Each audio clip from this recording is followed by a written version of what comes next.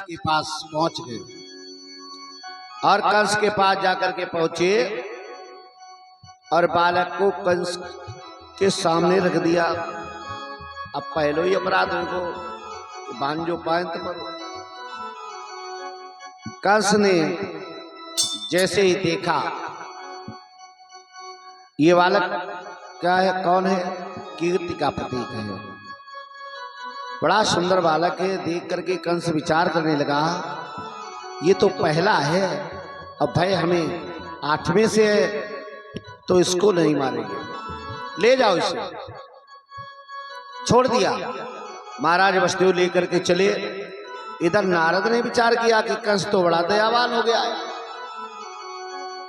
इसके अंदर दया का अंकुर पैदा हो गया है, अहंकार की जगह पर दया आ गई है, और अगर इसके अंदर ऐसे ही दया बनी रहेगी तो पाप करेगा नहीं, तो पाप करेगा नहीं तो इसके पापों का घड़ा भरेगा नहीं, और भरेगा नहीं तो भगवान का अवतार होगा नहीं, कहीं ऐसा नो अवतार और टल जाए।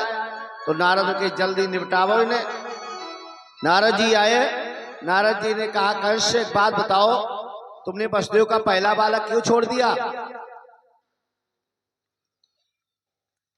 क्यों? वो तो महाराज पहला है। कौन सा है? पहला। अरे जानते नहीं कुछ भी।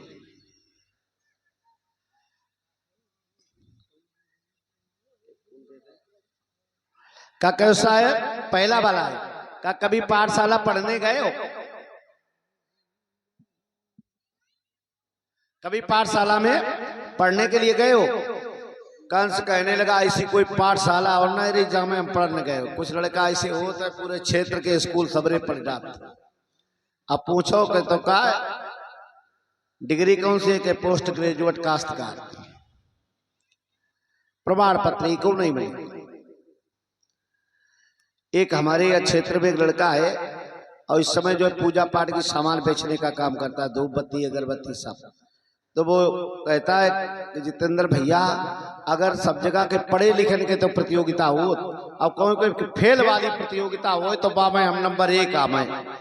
कैसे? कहीं हाई स्कूल की मार्कशीट में एक विषय में एक नंबर ना है, सब में 0 सब में 0 है, एक नंबर ना है। ऐसी प्रतियोगिता हो तो ऐसा कोई होगा तो कोई हम सारों नंबर सबसे पहले आ जाए। तो कंस कहने लगा हमने एको पाठशाला नहीं छोड़ी।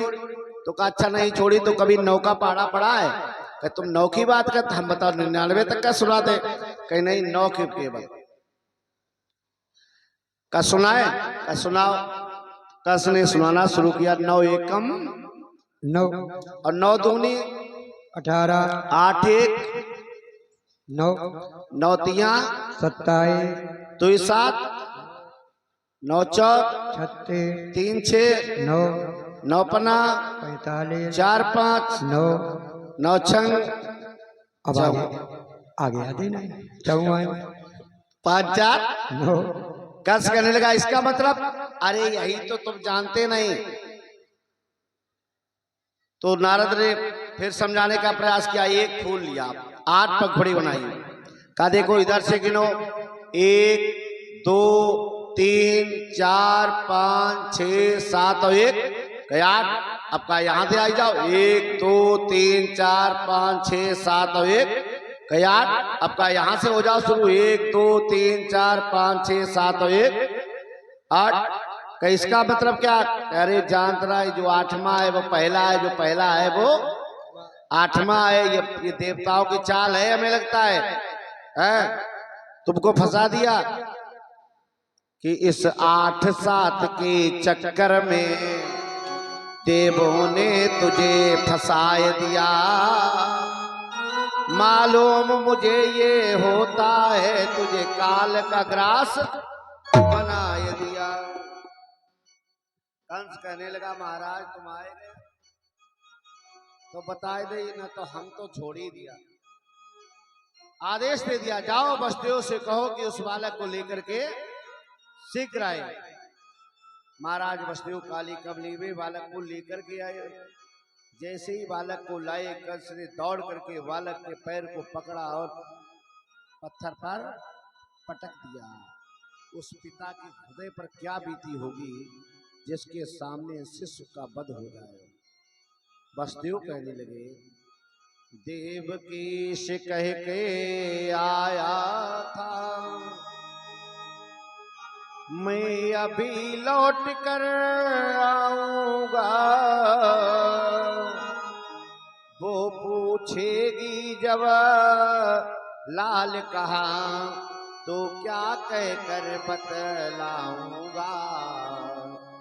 उस छाती से उस गोदी से और ज्वाला भड़भड़ा उठेगी जब, और जलहीन मीन सी व्याकुल हो ये मैया तड़फड़ा उठेगी तब। ये वसुदेव सोच ही रहे थे, तब तक कंस ने आदेश दे दिया, जाओ देवकी को भी शीघ्र ले आओ। दूत जाकर के पहुंचे, देवकी को भी पकड़ करके ले आया। जैसे ही देवकी को लाए, देवकी ने देखा, भैया ये क्या कर डाला, आज किसी की कंस सुनने वाला नहीं है। कंस ने आदेश दे दिया, हथकड़ी बेड़ी डाल दो और इन्हें कारागार में बंद कर दो। इस संसार रूपी कारागार में ये जीव रूपी वसुदेव देवकी मोह और ममता की हथकड़ी और बेड़ी में जकड़ा हुआ पड़ा है। और ये हथकड़ी बेड़ी तब तक नहीं छूटती हैं जब तक भगवान का दर्शन न हो जाए। जब तक भगवान की कृपा नहीं होती है तब तक ये बंधन छूट नहीं सकता है। मोह ममता का बंधन तभी छूटता है प्राणी का जब भगवान की कृपा होती है। देवकी कहने लगी, भैया जिन हाथों में कंगने पहनाए उनमें हथकड़ी लगेंगी अब, और जिन पैरों में पायल पहनाई उनमें बेड़ियां लगेंगी अब। कंस किसी की मानने वाला नहीं, हथकड़ी बेड़ी लगा करके वसुदेव और देवकी को कारागार में डाल दिया गया, पहरेदार लगा दिए गए। इधर क्या होता है, ये कंस कौन है? ये कंस पूर्व जन्म में महाश्रम काल नेमी युद्ध विषा विरुद्धते। ये कंस पूर्व जन्म में काल नेम नामक असुर है जो कंस के रूप में पैदा हुआ है। आज वसुदेव देवकी कारागार में पड़े हुए हैं और कारागार में पड़े हुए भगवान से प्रार्थना करते, प्रभु और समझ लो कारागार में दो ही लोग जाते, या तो जाए धर्माचारी या जाए पापाचारी। पापाचारी जाते तो धर्मोचारी जाते। कभी कभी धर्म के पीछे भी कारागार जाना पड़ता है। तो अगर नंबर लगे हो जाए तो भगवान प्रसाद समझ लो, घर है बाबू दर्शन कर लो। कहाँ गए? हाँ मैं विजय से पूछो, बताओ तो महाराज हमें कोई डर नहीं लगा। वो तो कोई हम तो जो है चाहे जय बार के बताओ बहुत बेर घूमे आए। तो भगवान का क्या है, वो भी भगवान का घर है। तो आज हम सभी भी आज कारागार संसार रूपी कारागार में पड़े हैं, ममता और मोह की हथकड़ी बेड़ी में जकड़े हैं।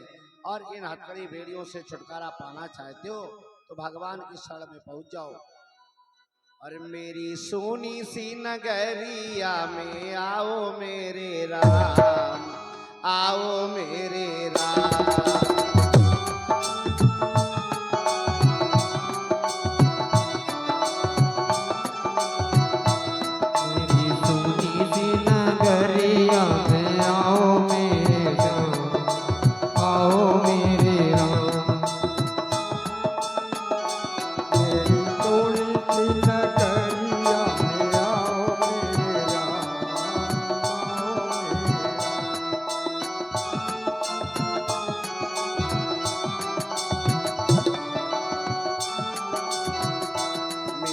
सोनी सी नगरिया में आओ मेरे राम, आओ मेरे राम।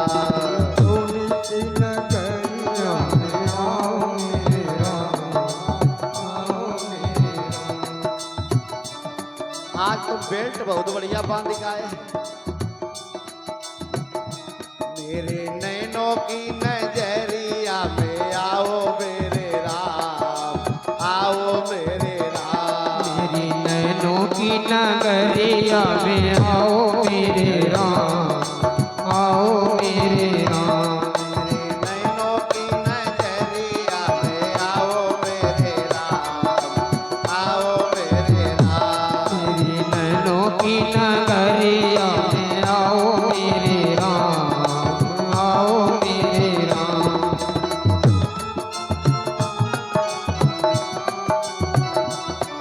जय हो। गहरी नदिया नाव पुरानी लंबा प्रभु किनारा है। गहरी नदिया नाव पुरानी लंबा प्रभु किनारा है। गहरी नदिया नाव पुरानी लंबा प्रभु किनारा है। गहरी नदिया नाव पुरानी लंबा प्रभु किनारा है। सभी सहारे छूट गए प्रभु तेरा मुझे सहारा है। सब सहारे छूट गए प्रभु तेरा ये सहारा है। सभी सहारे छूट गए प्रभु तेरा मुझे सहारा है।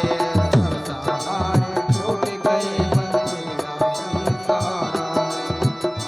मेरे नैनों की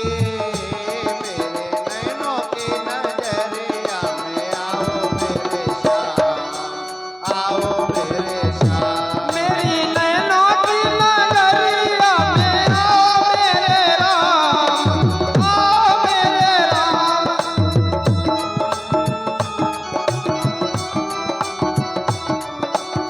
आओ मेरे राम। मेरी सोनी सी नगरिया में आओ मेरे राम, आओ मेरे राम। सोनी सी नगरिया में आओ मेरे राम, आओ मेरे राम। मिया में आओ मेरे राम, आओ मेरे राम।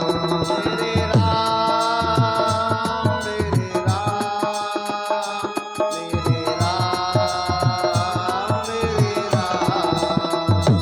मेरे राम, मेरे राम, मेरे राम, मेरे राम। मेरी सोनी सी नगरिया में आओ मेरे राम, आओ मेरे राम। मेरी सोनी सी नगरिया में आओ मेरे राम, आओ मेरे राम।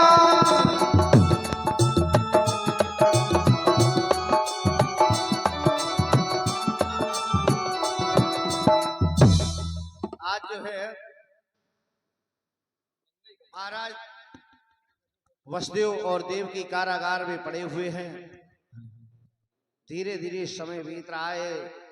6 संतानें उत्पन्न हुई और कंस के द्वारा मारी गई।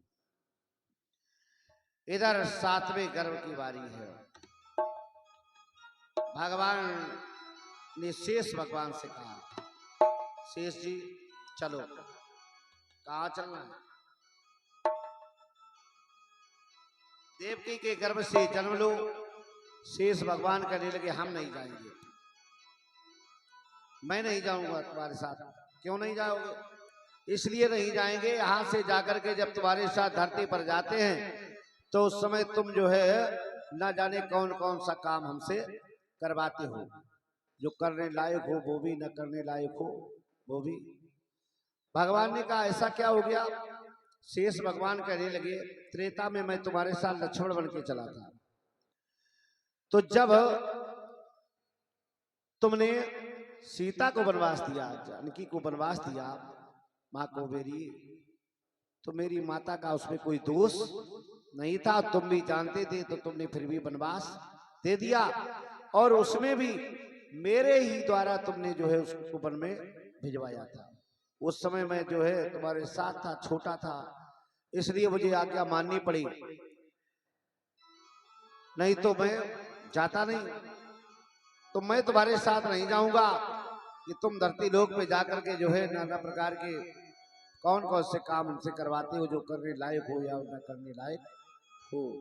भगवान कहने लगे ऐसे इसलिए उस समय त्रेता में तुम छोटे थे, तो तुमने मेरी आज्ञा का पालन किया। इस बार तुम बड़े बन करके चलो, और बड़े बन करके चलो तो हम तुम्हारी आज्ञा मानेंगे। इस बार हम तुम्हारी आज्ञा मानेंगे, तुम जो है पहले चलो। तो 7वें गर्भ में आ रहे हैं शेष जीवन।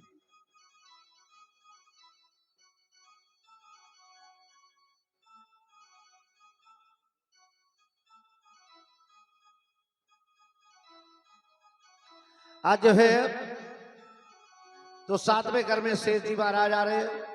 एक दिन क्या हुआ, वसुदेव की दूसरी पत्नी रोहिणी कारागार में अपनी बहन देवकी से मिलने के लिए आई। जब ये रोहिणी मिलने के लिए आई तो भगवान ने योग माया के द्वारा देवकी का 7वां गर्भ खींच करके रोहिणी के गर्भ में पहुंचा दिया। रोहिणी उस गर्भ को लेकर के वो कुल चली गई। इधर